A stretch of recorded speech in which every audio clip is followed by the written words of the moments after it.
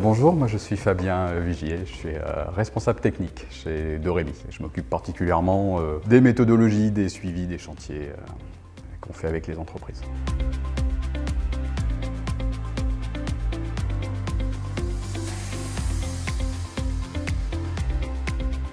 Alors une fois qu'on a atteint la fin des travaux, il y a effectivement cette phase de réception des travaux. C'est-à-dire que le maître d'ouvrage va dire « Ok, je suis d'accord avec les travaux qui ont été faits ». Du coup, il y a une procédure, un espèce de protocole habituel dans le bâtiment où on fait ce qu'on appelle une réunion de réception de travaux. Le maître d'ouvrage doit être présent avec les artisans. On va se promener dans la maison et vérifier que ce qui avait été prévu et convenu dans le devis a bien été réalisé. Si on voit des petits écarts, on le note sur ce procès-verbal de réception que les deux parties, le maître d'ouvrage et l'entreprise, vont signer pour s'engager à lever les réserves dans un temps qu'on va décider ensemble à ce moment-là. C'est aussi le bon moment de discuter avec ceux qui ont installé des équipements particuliers, que ce soit le chauffage ou la ventilation ou d'autres équipements qu'on aurait pu mettre en place. S'assurer qu'on aura bien les notices techniques qui vont bien pour prendre en main correctement son logement derrière.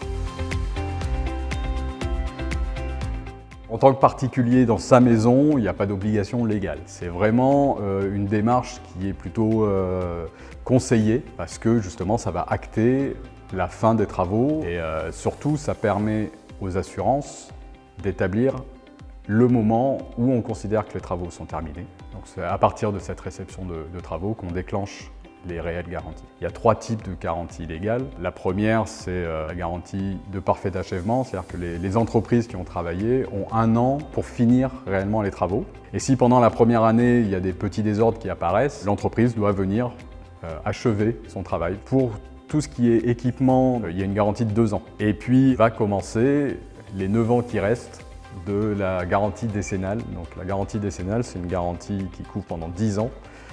Les plus gros défauts, les plus gros désordres qui pourraient apparaître sur notamment la structure et tout ce qui pourrait aussi rendre impropre à l'usage de la maison. Donc ça, c'est des garanties qui vont durer pendant 10 ans.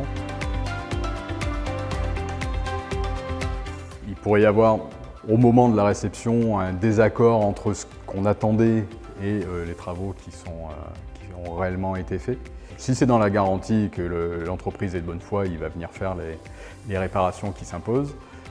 S'il juge qu'il n'est pas responsable du désordre mentionné, eh ben, il peut y avoir un expert qui vient intervenir, qui sont généralement mandatés par les assurances pour venir être le premier juge du